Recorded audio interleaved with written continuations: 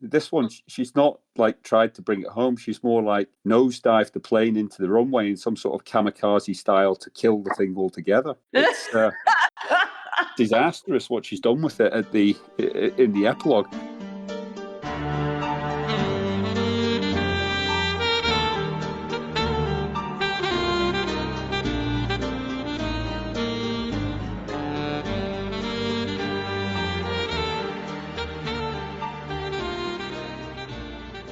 Hello everyone, welcome to episode 38 of Vassals of Kingsgrave's Agatha Christie Reread. My name is Bina 007 and I will be your host today as we go through Taken at the Flood, aka There is a Tide, originally published in November 1948. And joining me to discuss what some would consider to be minor tier Agatha Christie is Pat. Yes, hi there, 2.0 in the Discord. And I think it's fair to say that while we both have issues with this novel that we will get into, we decided to do a full podcast because there's a lot of really fascinating social change and post-war England description in here. So it's an interesting novel from a historical perspective, even if not from a detection perspective. So let's get into it.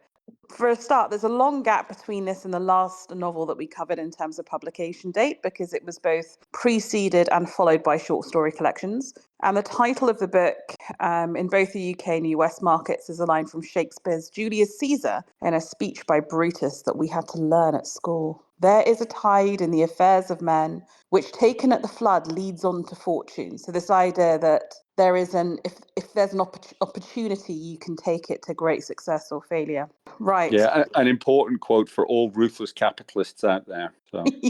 Absolutely. And I'll give a little plot summary before we get into, as usual, the historic context, what's going on with social change, post-war life, the characters, the adaptations. As always, listener, we will be spoiler-free until the end credits music when we'll discuss the plot.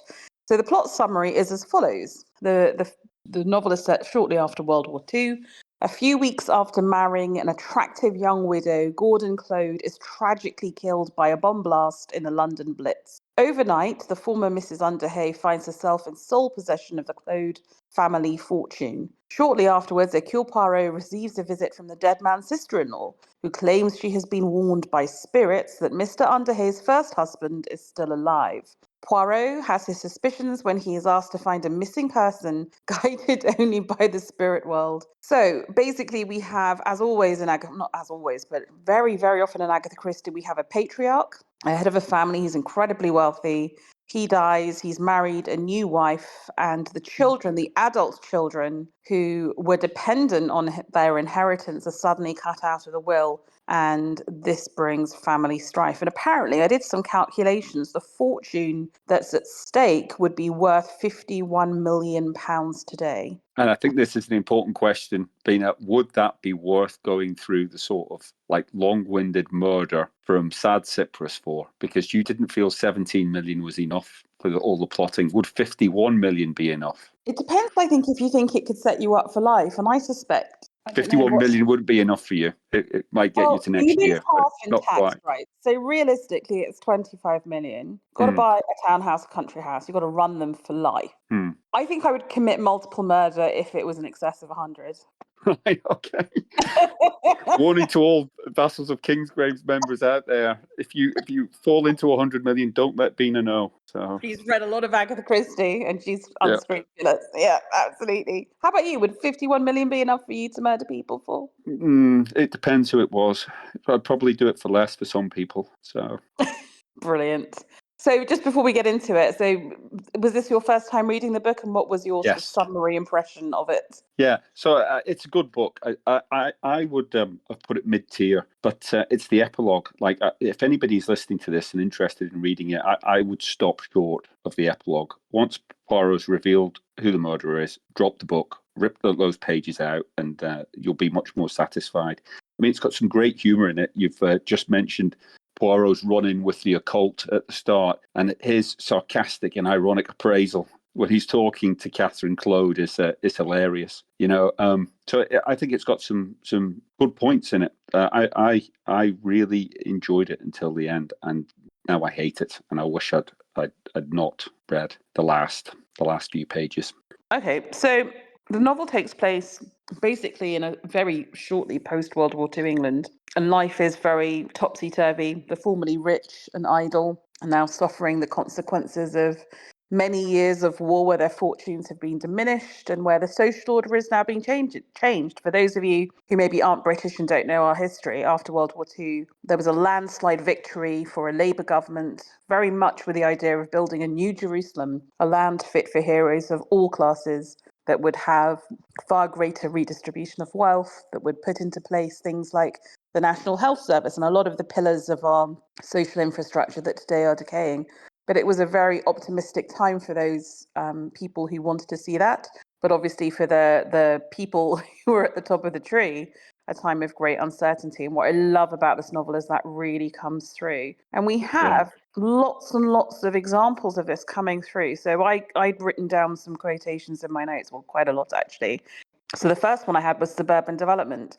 So the idea that before the war, a lot of Agatha Christie novels were set in these quaint, twee little villages. But now you have a housing crisis, right? You've had the Blitz, you've got population growth, you've got people who need housing that's fit for modern life. And a lot of these villages with railway line extensions out to the sort of the home counties around London have got new developments springing up. And Walmsley Heath is a classic example of this. So the setting of this novel, I'm going to quote now from the book. Walmsley Heath consists of a golf course, 2 hotels, some very expensive modern villas giving onto the golf course, a row of what were, before the war, luxury shops, and a railway station. Emerging from the railway station, a main road roars its way to London on your left. To your right, a small path across a field is signposted footpath to Walmsley Vale. Walmsley Vale, tucked away amongst wooded hills, is as unlike Walmsley Heath as well can be. It is in essence a microscopic old-fashioned market town now degenerated into a village. It has a main street of Georgian houses, several pubs, a few unfashionable shops, and a general air of being 150 instead of 28 miles from London. So yeah, I mean this is a very different time, and the kind of that I guess this is the rise of the suburbs. I should know more about this, right? The history of development, but it does feel quite different. Yeah, I mean, this Walmsley Heath it will be inevitably swallowed by Greater London. You know, it'll have its own tube stop soon, or at least rail links to the underground. You know, it'll be a lot like somewhere like Potter's Bar or Watford. You know, it's basically just going to get swallowed as London grows. Okay, and then the next thing I noticed was, apart from the suburban sprawl, was the cost of living and rationing. And this is going to come through really strongly and I think kind of reach its peak in the book. A murder is announced, and kind of like the corrupting impact of rationing on life in villages where you have the black market and bartering. And I think what a lot of people don't realise, and I certainly didn't actually until researching this, is that rationing in England was far worse after the war than during it. And it lasted for 10 years after the war ended. So cost of living and rationing, we think we're in a cost of living crisis now. But it's huge in this novel. And I've got 1, 2, 3, 4, 5, 6, 7 examples that I've accepted. I won't read them all, obviously. But it shows that frequency of mention, how far it must have been on Agatha Christie's mind as someone who loved her food and had to run a household too. Yeah, and I think you probably find that she's not at the sharp edge of it, and the people in this book aren't at the sharp edge of it. You know, they're relatively protected. I know these rich people are having such a hard time, you know, getting by, worrying about having their second gardener. You know, it is terrible for them. But I mean, there are also accounts of this period where people were far worse off. Yeah. Let's just give a few examples here. Well, said David easily as he lit his own cigarette, what's wrong at Walmsley Vale? Has our cook been dealing in the black market? She provides us with wonderful food, and I've always wondered if there was a sinister story behind it. When someone's getting married, here's the quote, I suppose they'll be able to produce the coupons all right, in reference to the bridesmaids. It's very lucky for you having all your D-mob ones. I'm really terribly sorry for girls who get married nowadays. So this idea that to buy a wedding dress, you have to put all your clothes rationing coupons and try and get enough for a wedding dress. And then lots of people worrying about taxation, which I suspect is very much an Agatha Christie issue. Quote, Rosaline can't touch the capital, you know, only the income, and she pays about 19 and 6 in the pound income tax. So I actually had to look up. I was like, so how many shillings were in the pound 24. Yeah, so 19 and 6, that is an incredible marginal tax Yeah, rate. you're looking at about 80%, roughly speaking. Oof, So absolutely. So no wonder they're worried about taxation. Major Porter complains about taxation and increased of cost of living, and the fact that the last thing he's going to cancel is his club subscription. So it runs all the way through the novel. The other thing that runs through it is this idea of people who were demobbed and had probably quite interesting lives in the war and are now trying to settle back into normal existence. yeah, I like just like a quick aside on that, because I think this is probably for me one of the most important aspects of this book from the sort of socio-economic side. Because I think what Christie has documented here, maybe unknowingly, is actually the influx of women into the labour market. This is the starting point of it, because all these women who were part of the war effort have come out and they've realised that, they've got skills and talents that can be used outside of the family home.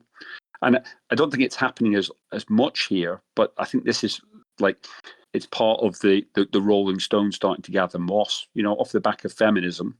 Not feminism, sorry, off the back of the suffragette movement in sort of like the 20s and 30s. You've now got I think there's a bit in the book where they're talking about all these wrens. She's reading the paper and all these wrens who are applying for positions, and they've all held quite important positions inside the military. And I think you see it starting here. And I think it's maybe one of the biggest sort of socio-economic impacts that Britain's undergone. I mean, arguably, economically wise, it's probably the most important. It's been the influx of women into the labour market because it's improved Britain's productivity. We've just got so many more people working in the economy. Yeah, and Agatha's charted that here. This is the starting point of it. But you've got to find people who will accept you on the terms that were available during the war, right? So in the war, you had a certain equality that maybe isn't afforded you in civilian life. So Lynn Marchmont, one of the characters that we'll get to, is exactly that. She's a demobbed wren and seeking work, very bored, going back into her country house life, dependent on a now dead relative. And she's looking in a newspaper, and this is the quote. "Oh, brave new world," thought Lynn grimly. Her eyes rested lightly on the columns of the daily paper. XWAAF seeks post where initiative and drive will be appreciated. Another one, former Wren seeks post where organizing ability and authority are needed. Enterprise, initiative, command, those were the commodities offered. But what was wanted? People who could cook. I think it's really tragic, this mismatch, and it's kind of interesting. I was reading much further on in our reread. I was reading 450 from Paddington just so I could give it to my godson who's making a collection of these books. And even in the 50s, this restlessness of people who are demobbed and were so much better used in the war continues. So I think it was a real opportunity, as you say, for the economy, but also a problem for Another aspect of that social change is the way in which the class boundaries in British society, while still evident, are weakening or changing. So here are some examples of class, and we'll get into race, obviously, and racism against the Irish. And then, dear Mrs. Marchmont lowered her voice. I hate to say it, but of course she's not a lady. What an expression, mums. What does that matter nowadays? It still matters in the country, dear, said Adela placidly. I simply mean that she isn't exactly one of us. So seeing that differentiation between the generations of those that still care about these very antiquated delineations and those that don't. Mm. And I think that it's still there. I mean, we were talking about this, I think, in the last podcast where I was talking about communities need to create outsiders and their ability to coalesce to try and protect themselves. And you see this constantly in the village. People are always saying, well, we think you were hard done to as a family because all the money didn't come straight to the family and you're like the local gentry. You should have had it all, rather than these outsiders who've come in and got it all. So you see them coalescing. There's that bit where the landlady of the stag is eavesdropping to try and find out some gossip about the outsiders, and then she passes it straight on, to the people who she thinks should be using it and are entitled to it, not for any other reason than an accident of birth. And that lack of trust, that lack of community where community once existed, I think is a big theme in this book, but also in the forthcoming books. It really, reading them closely together, I've realized how powerful a theme this is in the post-war novels. This is how Lynn describes it, which I think is really well written, and maybe Agatha. There were waves in the air of feeling, a strong electrical current of, what was it? Hate? Could it really be hate? Something at any rate destructive. Lynn thought suddenly, but that's what's the matter everywhere. I've noticed it ever since I got home. It's the aftermath war has left. Ill will, ill feeling, it's everywhere. On railways and buses and in shops and amongst workers and clerks and even agricultural labourers. And I suppose worse in mines and factories. Ill will, but here it's more than that. Here it's particular. Here it's meant. So this idea that this is a time of great social change and upheaval and modernization, and that there's a lot of angst and division that comes with that. Again, I don't think Agatha's ever spoken quite so bluntly about the state of the country, right? I mean, this feels like a real state of the nation novel in some respects. Or am I overplaying it? No, I don't. I think other writers have probably done it better. You know, I'm sure some historical documentaries of the time, you know, some non-fiction written at the time is probably much more on point. But like, she's still commenting on it, and it's not something that she's done. And the thing that struck me when I was reading it was like, Death on the Nile was written 10 years before this book, or 12 years before this book. And that's such a short period of time comparatively. But look at the difference in the two worlds that Agatha is now writing about. It's such a stark contrast, you know. It's incredible, really, just see the drop off. And I do think, like with some of the Cloades, these people could have been in both books. Yeah. You and know? are probably feeling very viscerally the life that has been lost to them, right? Definitely, yeah. But everyone is. I mean, you get a lot of very moralistic. I mean, just to sort of comment, there's a whole passage in Exchange where an old lady's bemoaning the fact that during the war, all the local girls were, quote, man mad. Look at the way they wear dresses, trousers. Some poor fools wear shorts. And this idea that, you know, they're wearing too much makeup and they're flirting with all the soldiers and no one's wearing a hat. There's a real sense of outrage on the part of the elderly at what the war has allowed and permitted, which is basically a lot more fraternization between classes, sexes, races. I know, Everything's been upended. You can't get the genie back into the bottle. Yeah, well, this is Mrs. Leadbitter, though, isn't it? And she's a character from any time. I mean, I see her now as being chair of the local Conservative Association. You know, the Women's Institute for Brexit, regularly reads the Daily Mail. You know, and you know, like she's a character of that period, but I like still got a significant streak straight through British society. So the one thing that occurred to me was the phone calls. So like the waiting for phone calls, you know, and I'll call you. And like, I'm sure some of the kids who are listening to this just don't appreciate what it was like when you were dating to be hanging around the family phone waiting for the phone call to come through, because they've all got mobile phones now and they're texting and each then other. also trying to get privacy, because like you take the phone call wherever the phone is, which is probably the lounge or the hallway. Your family's hanging about. There was no privacy on the phone. Yeah, exactly. I just think, like, again, if we're talking about this as a historical document, a socio-economic document, this is another aspect of it that Christie's captured. And, you know, it wouldn't have been the case 20 years before this book, and it's not the case now. It's a piece of history that's gone, you know? Yeah, well spotted. And the other one then is they talk about the famous HP when they're talking about it. And again, the kids nowadays the most famous HP would not be Hercule Poirot, but probably Harry Potter. So again, I thought you were going to say HP Sauce. My goodness, that makes me old. But I got the reference, Bina. So I'm of the same generation. I know what you're talking about. Thank goodness. Okay, that's it. So we can move on to the events of the time. Okay, so as I said before, Events of the Time is going to be a little bit longer just because there was a big gap. So the last book was published in November 46. We're now in 1948. So November 1946, Aspen is opened for skiing for the first time with the world's longest chairlift. Very exciting. There was the Havana Conference, which was a big conference between mafia bosses, which you can see sort of referenced in The Godfather. Very exciting. December 46, the first issue of the weekly magazine Der Spiegel was published in Hanover, Germany. Still relevant today, as we know, the owner of Der Spiegel, Axel Springer, getting involved in the whole Ackman sacking of Claudine Gay controversy at Harvard this week. So still of relevance. And very, very tragically and sadly, for those of us in the VOC community, Elizabeth Short, an aspiring actress nicknamed the Black Dahlia, is found brutally murdered in a vacant lot in Los Angeles. The mysterious case is never solved. We at VOC did record a number of episodes on the Black Dahlia, which I'll link to in the show notes. A fascinating case, incredibly tragic, because it also speaks to a young girl who was adrift after the war, as many were in Los Angeles at the time, and a case that's close to my heart. Moving into 1947, so we're now getting into a period of decolonization and also revolution.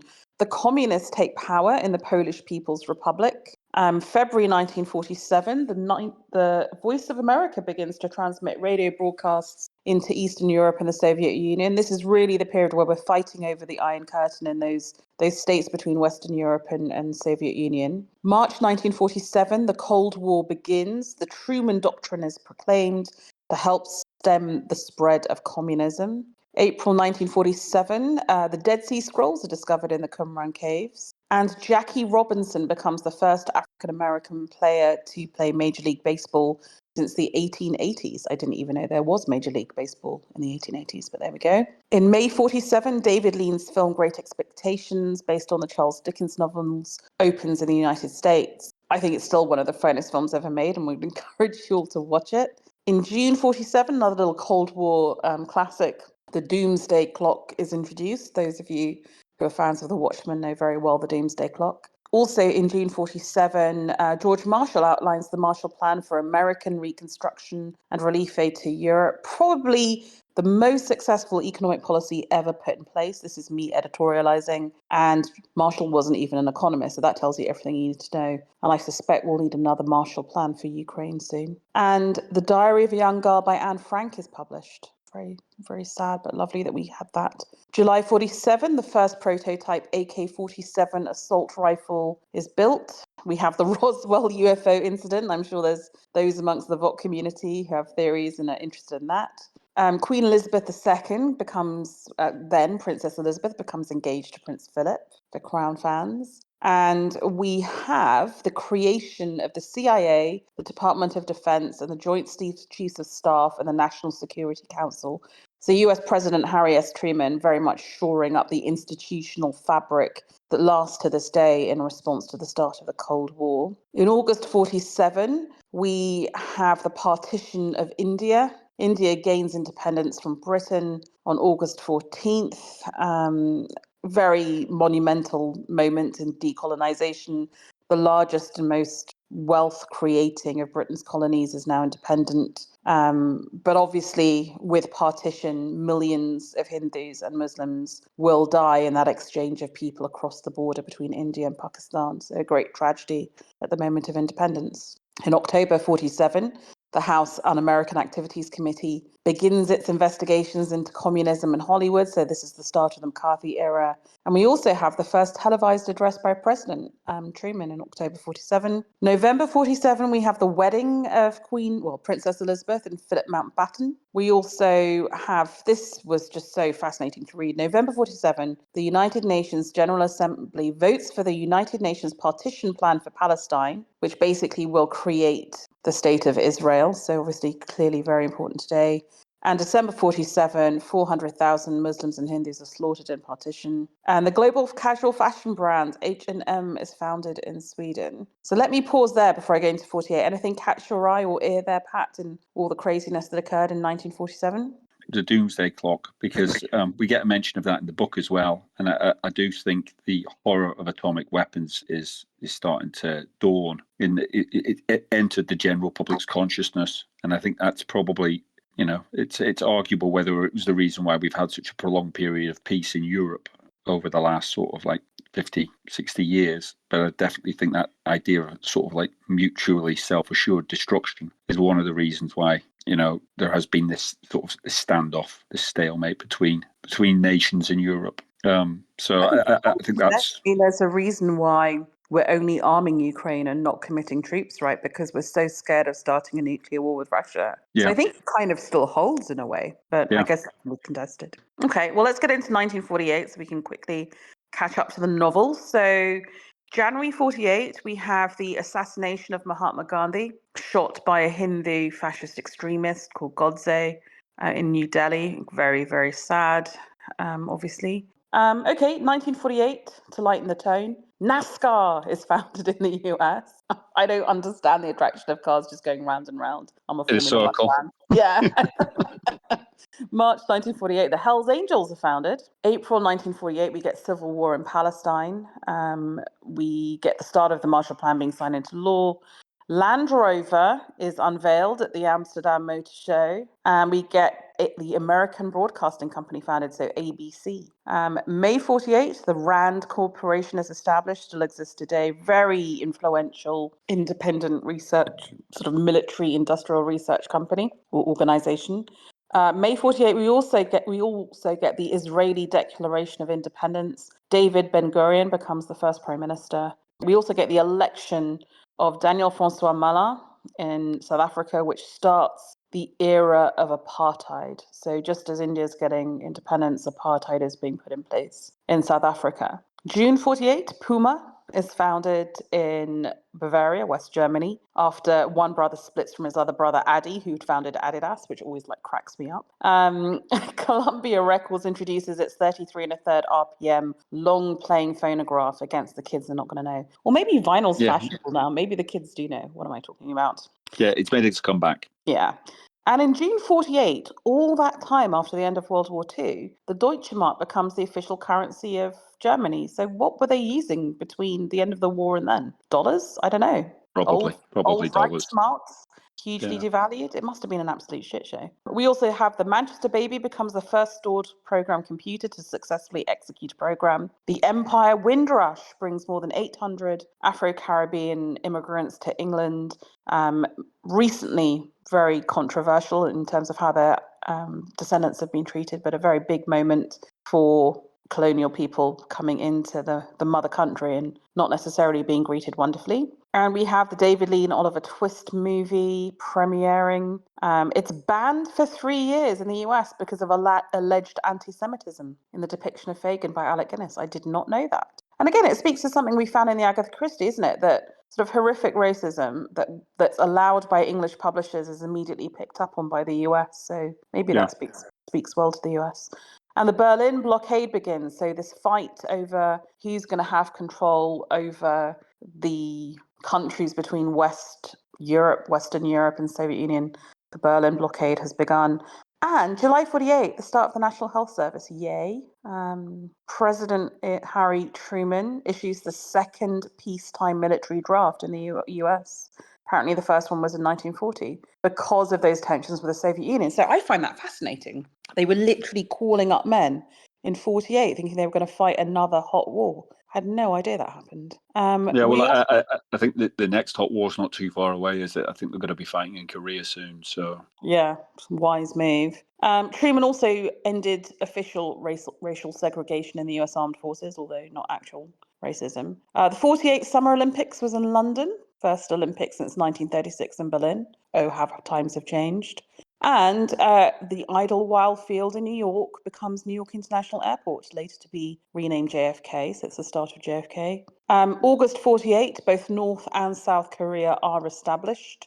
Margaret Chase Smith is elected United States Senator, becoming the first woman to serve in both the US House of Representatives and the Senate. And in November 48, it's an election year, much like this year, we have a US presidential election. Harry Truman, the incumbent, defeats Thomas E. Dewey, the Dixiecrat Strom Thurmond, and Progressive Party candidate Henry A. Wallace. So Truman is re-elected. And in November 12th, the War Crimes Tribunal in Tokyo sentences 7 Japanese military and government officials to death, including General Hideki Tojo for their roles in World War II. So a lot of history. You're still getting the reverberations of World War II. You're getting the start of the Cold War that will have its hot war flashes in places like Korea. And you're getting, independence of India, ructions in the Middle East, decolonization, how all that's going to affect people's lives. Yeah, I think that's the big thing. Or it's one of the big things, decolonization and the way it's still affecting us today. Yeah. These are all problem spots in the world, like apartheid in South Africa rumbled on as a massive problem. We still have India and Pakistan, or they've got a Cold War going on between themselves at this moment in time. North and South Korea are still divided. We still have conflict flashpoints after 70 years. So, yeah, I mean, we're fighting a proxy war with Russia right now. Yeah. It's these things don't go away, do they? Unfortunately. Okay, well, let's pivot back to the book. And as we said, this is all about the Cloade family, Gordon Cloade, who has died in the Blitz. His widow, his very young widow, inheriting all the money, putting the family's nose out of joint. Let's get into the characters. So we start with Hercule Poirot. Have you got any Xander, Lord Baron, little Hercule Poirot bon mots? I have got one. Down. Have you got one? Yes. Poirot says right at the very start of the book, when he's about to meet Catherine Cloade, if a middle-aged lady wearing sham Egyptian beads has made up her mind to see the famous Hercule Poirot, and she has come up from the country to do so, nothing will defeat her. So Poirot is referring to himself in the third person again, and has modestly just referred to himself as famous. There you go. Wonderful. And then we have the widow, Rosaline Cloade. Twice widowed, while in her early 20s, she was formerly Mrs. Robert Underhay. Her husband died in Africa. She lived with him in Africa as part of the colonial system. Most recently married to Gordon Cloade, an actress, Claxon, I've written. My quote for her is, that wouldn't have been much fun for Rosaline, would it? She was 24 when she married him. She's only 26 now. She looks even younger, said Lynn. David looked across the table. Rosaline Cloade was crumbling her bread. She looked like a nervous child. Yes, he said thoughtfully, she does. Complete absence of thought, I suppose. Any feelings about Rosaline Cloade? No, not really. I think the only two characters who I really want to comment on are Lynn and David Hunter. I think the rest of them, are they're there as plot delivery devices.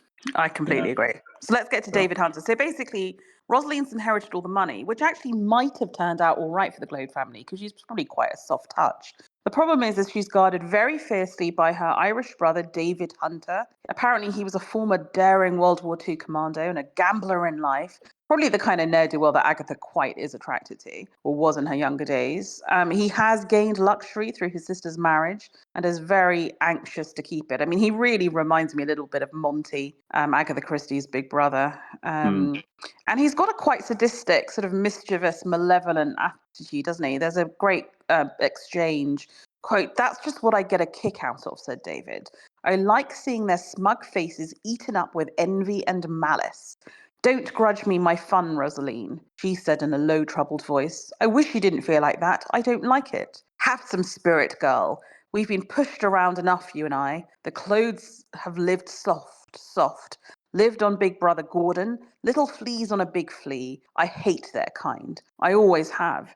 And he's not wrong, is he? I mean, he's a nasty piece of work, but he's not wrong to hold them in contempt because they are just parasites, aren't they? Yes, there is that contradictory aspect to his nature. And I think you were saying like this comes out about it being a reflection of Agatha's brother Monty and the other characters that we've had in previous books. And Lynn Marchmont describes him, doesn't she? She says he was a thin young man with dark hair and eyes. His face was unhappy and defiant and slightly insolent.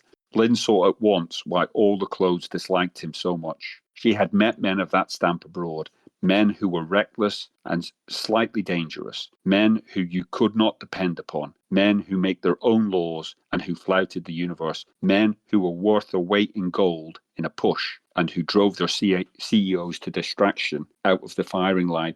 So, like, you've got this character who is vital in a war. The army needs these people because, when you have no ammunition and when you've only got a snowball in hell's chance of doing something, you need somebody to make the snowballs. And that's this type of character.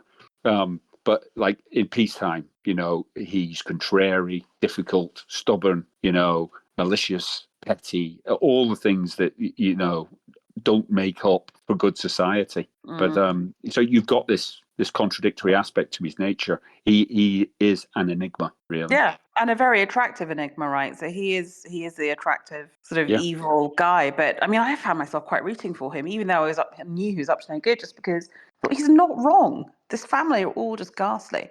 Let's get into the family. Then there are so many Cloades, and I can't really go by them one by one. We will focus on Lynn at the end of this, but I thought rather than go through all the Cloades one by one, because we've had these Agatha Christie families, haven't we, before, of kids whose lives are sort of thwarted by a domineering, very rich patron. And we're going to get another one in Crooked House and another one in A Murder is Announced and all sorts still to come. I thought I'd quote from a Gillian Gill book, which is phenomenal. It's out of print. You can find it secondhand. Google Gillian Gill on Agatha Christie. But this is what she has to say. In 1946, As There Is a Tide taken at the flood, for example, the Cloade men appear to fill conventional male social roles, since they actually practice the professions for which John and Lawrence Cavendish had merely trained. Jeremy Cloade is a partner in a prominent law firm, and Lionel is the local GP.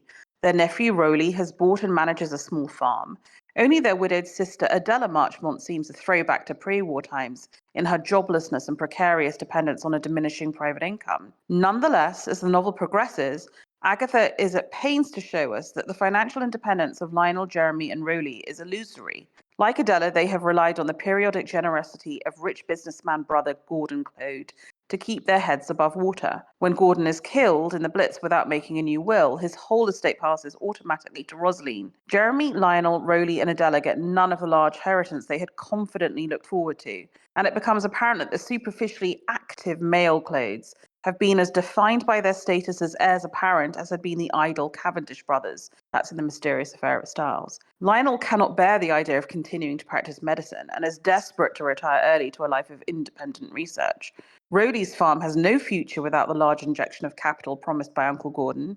Jeremy Cloade, apparently the most successful of the quartet with his elegant house and aristocratic wife, turns out to be in the worst situation since he has embezzled a very large sum of money from his legal clients. Adela's dependence differs from her brother's only by being at once obvious and modest. Adela needs only a few £100s to buy new tiles for the roof and fuel for her furnace, and even this need makes Adela's proud and independent daughter Lynn both angry and mortified. Moreover, Adela at least asks for the money she needs directly. Jeremy, on the other hand, forced to borrow thousands of pounds if he is to avoid bankruptcy in prison, allows his wife Frances to touch Rosaline for the money and to plan more dubious tactics when the touch fails. So then this next bit gets us to the plot of the book. When Rosaline Cloade dies suddenly, all the members of the Cloade family come under suspicion because, in the Christian scheme of things, murder, usually of one's nearest and dearest, is a more natural and logical option than a life of bourgeois industriousness. Yes. Savage. Yeah, so the plot of the book is basically as follows, right? The Cloades all want Rosaline's money. So at first they try to find her first husband and claim that she's a bigamist, that he didn't really die. And secondly, someone has a pop at her and she eventually dies, right? But they just want her money. They cannot tolerate a life of poverty or actually having to get off their ass and get a proper job. It's just kind of amazing. What would you like to say about the Cloades, and then in particular? I don't have anything to say about the Cloades. And that's damning, isn't it? In a book. Yeah, that passage that you've quoted from Gillian Gill, I think it's more concise and perceptive than I could ever be, and it nails it. The only thing I would say about Lynn Marchmont, and this touches back to what I was saying at the start, I found her a fascinating character, and she was the one I was rooting for, because I found her introspection and examination of herself the most interesting part of this book. And I liked the bit where she and Poirot are talking, and she's saying, "Poirot, I've changed," and he's saying, "You haven't changed. People are always the same. What you've done is you've discovered yourself." I know, isn't that great? I don't know which one is true, but she's definitely gone through some sort of growth being away at the war, where she's acquired this independence. And like I said, I think that's almost the epitome of what was happening to a lot of women. Yes. At that time. And it's the first time I've actually read it in print form, in a work of fiction, and it interested me because, I've read, economic books that have talked about the importance of women entering the labour market after the war. and things like that. But I've never actually read it in a fictional account, and it was just interesting to go through her personal journey doing this, and the way that it's been triggered by the introduction of David Hunter. He's the guy who's presented this dilemma to her, and I found that like the most fascinating part of this book. I like to see her journey. I agree. So. I agree. That is all that needs to be said about the clothes, but it is important. Lynn is an important character, and we're going to see more of her, more of that kind of character in future books. He's a very bright woman. He did well in the war and have discovered something in themselves. We're going to see that in books in the next decade of Agatha. That probably nicely transitions us into whether the book has held up to the modern reader. Is it progressive or regressive? I've got a fair few quotes here, one entitled "What the Ever-Living Fuck," but let's start with the racism, the anti-foreigner racism, coming from Major Porter, though, so the old club bore of a different generation.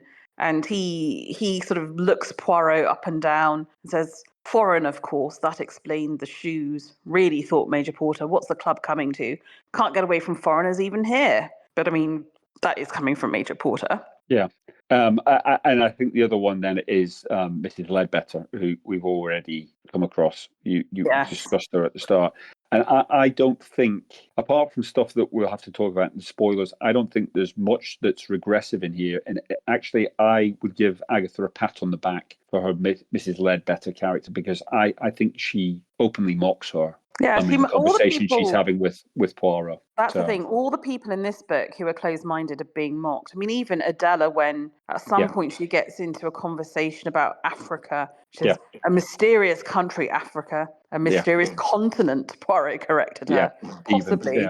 What part? And then she says, Central Africa, the home of voodoo of the zombie. And then Poirot just says, the zombie is in the West Indies. Like, it just, Agatha Christie just pierces their sort of ignorance here. Yeah, and she does it with like that. She does that with humor. It's quite a gentle humor, and I quite like that. The conversation with Mrs. Ledbetter has got a lot more malice. Like you get the feeling that Catherine's a bit more ditzy, than Mrs. Ledbetter, who is just nasty. She's like horrible. I actually, I didn't realize this actually happened. I mean, I know it happens in real life, but to see in print, when she first meets Poirot, she says to him, "In my opinion, you should all go back, capital G, capital B." Yeah. "Go back where?" inquired Poirot. "To where you came from," said the old lady firmly. She added as a kind of rider, sotto voce, "foreigners," and snorted. "That," said Poirot mildly, "would be difficult." "Nonsense," said the old lady. "That's what we fought the war for, wasn't it?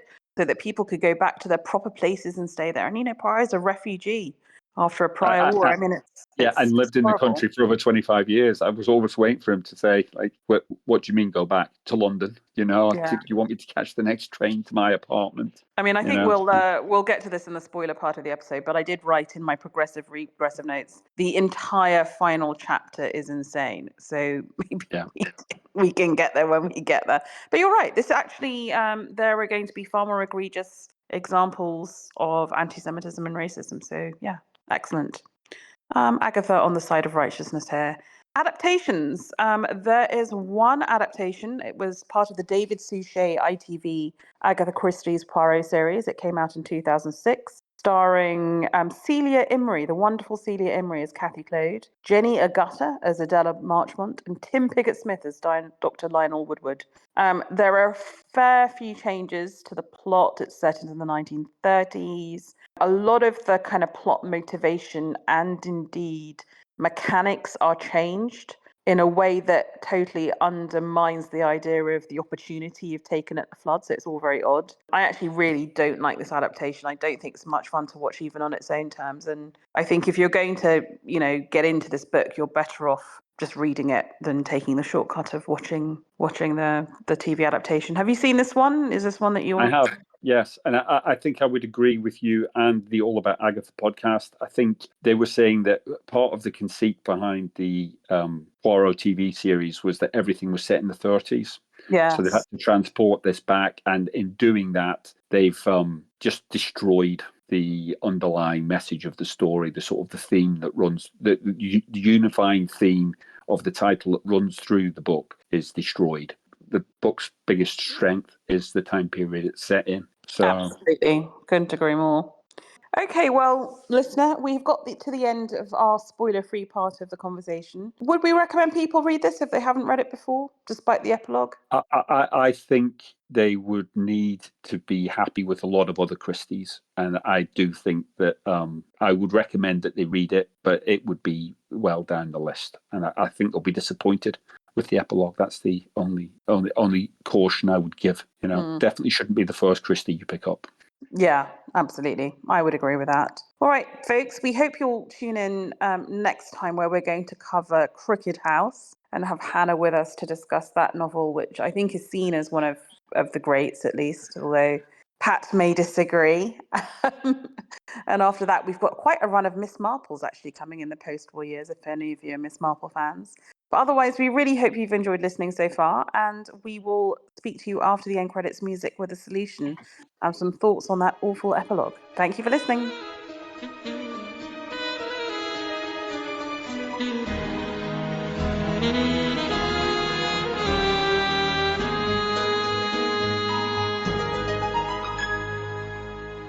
So there are 3 deaths in this novel. Poirot says 1 is accidental, 1 is a suicide, and 1 is murder. The true murder victim was Rosaline. The woman known as Rosaline was not David Hunter's sister. His sister was in fact killed in the Blitz bomb alongside her husband. It was in fact the Irish housemaid Eileen Corrigan who survived the bombing. And that's why everyone says she looks so young, because actually Eileen Corrigan is much younger. She's also Catholic, so one of the clues is that she was seen going to mass. But if the first wife can't have been Catholic, right? Because, anyway. So Poirot sends to Ireland for a photo of Eileen, which explains the truth of what happened during the war. David persuaded her to be Rosaline, but she'd been losing her will to sort of go through with it and getting more and more nervous as the book had gone on and the plot had gone on. So David then came to the conclusion he would need to kill Rosaline so that he could inherit her money, then marry Lynn, whom he's now in love with. The deal with Rowley is that he had been setting someone up to impersonate the first husband, who had hit his head on effectively the surround of a fireplace. So that was an accidental death, but was used to frame David Hunter up. And then, of course, there's Major Porter, who was set up as the person who's going to find the first husband and is the suicide. Did I get all that right? Have I got all the plot in the right place there? The stranger, Mr. Arden, who comes in out of nowhere, is actually the brother of Francis Cloade, or the cousin of Francis Cloade. And they are, she comes from an interesting family, because although they are local gentry and her father was a lord, they also have colourful habits in fixing horse races and living off free credit and never paying bills and scamming local tradesmen. This character who comes in, Mr. Arden, is actually there to try and extort money by pretending that Rosaline's first husband is still alive. And Rowley, in a fit of rage when he discovers this, punches him and accidentally kills him. And Rowley then decides that the best way of sorting this out is to get the Major, who he is aware of because his uncle has heard the story that the Major told right at the very start of the book about Rosaline's first husband potentially still being alive. He gets the Major to lie at the inquest so that the inheritance that Rosaline's got can be overturned and returned to the family. So, but like the broad strokes are the same, in that. It's a lot of plot. How did you feel about all of it? How did you feel about this volume of plot? I thought this was really good. I enjoyed it. I enjoyed following it all through. And I thought, as I was following Lynn and David's arcs, all this colour that was around it was great. I thought the Rowley character, being bovine, we had echoes. I think you mentioned it. We had echoes of Gerda from the previous book, still waters running deep. So this is another theme. Like I said, in the All About Agatha podcast, they were quite severe on this book because they said that a lot of these characters they felt were retreads. We'd seen them in previous books, and I haven't read as many. So some of these characters and their dilemmas were new to me. And yeah, I think that's a bit unfair as well, actually. I mean, I think I've read all of them. I think the characters are genuinely interesting, and to me, that's what helped me stay interested despite all the kind of convolutions of the plot. What I Yeah. would say about the plot, though, is there are proper clues. It's not like The Hollow. So if you want to know what the clues are, we know real Rosaline is an actress. We know that Lynn says she looks younger than her 26 years. So that's the first tip off. There's been Yeah, and swap. there's that one right at the very start. I mean, you can't read too much into it, but they do mention that David and Rosaline's eyes are different colours. Like Yeah. David's got dark eyes and Rosaline's got very bright blue eyes. And You also, know, no one saw Rosaline or David after the marriage. So, are they who yeah, they say they are? It's already intimated David isn't really her brother. You know, people suspect he's her lover. So, you're meant to already be on guard that they're yeah, not who they say they are. Like we both just said, bovine Rolly, like Gerda, is not as bovine as he looks. Rosaline makes the sign of the cross when she identifies the body, so she wouldn't have wanted a divorce and to remarry.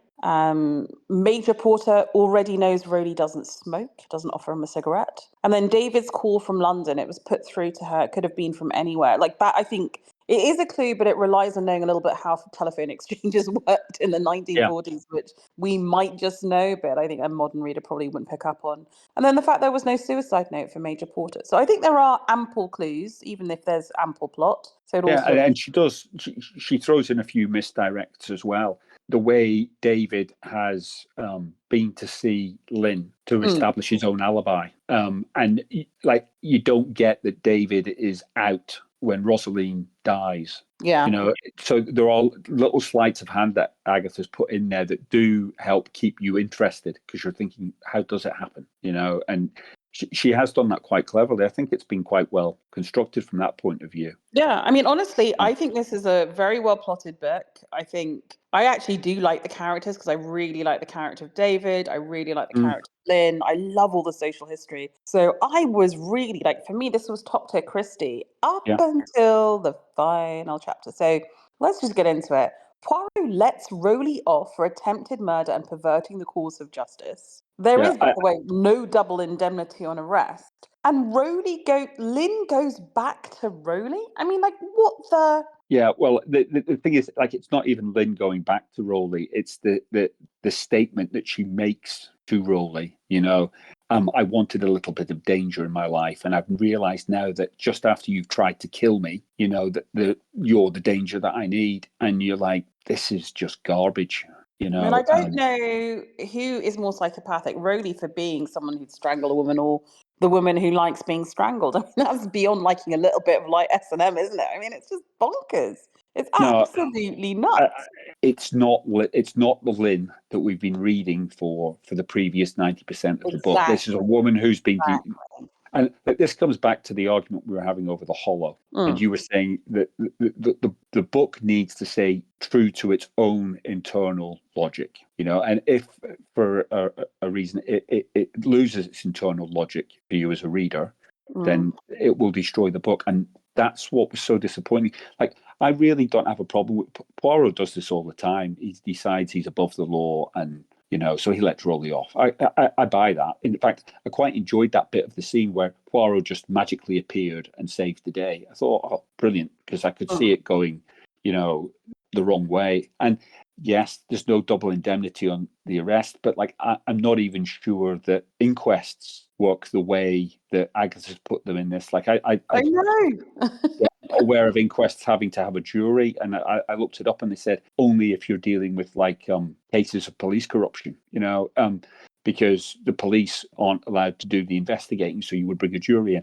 So, like, I think Agatha's bent it, but okay, we're entering Agatha's universe, and she's reconstructed the rules, and it's slightly different. Okay, I can buy all that, but not the way she's destroyed the Lynn character. Mm. Like, and she does. She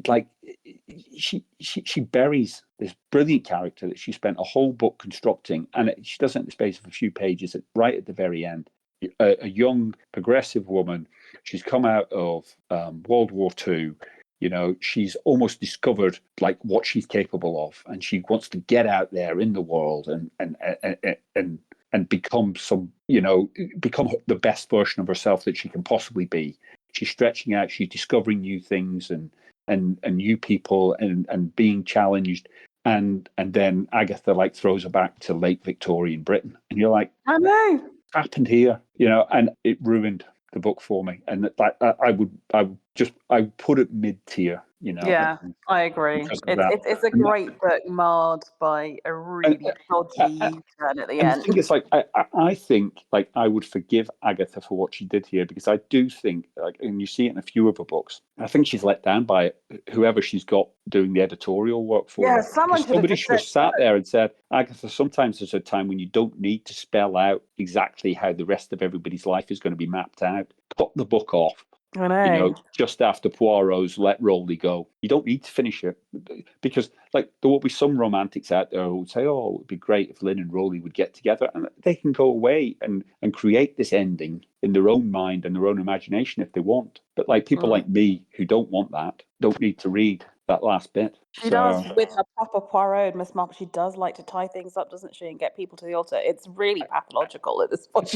Well, sometimes it works, and sometimes it's not so bad. Like in Sad Cypress, it was disappointing, but in this, it's criminal. Like what she's done to it, it's destroyed the book. Yeah, So.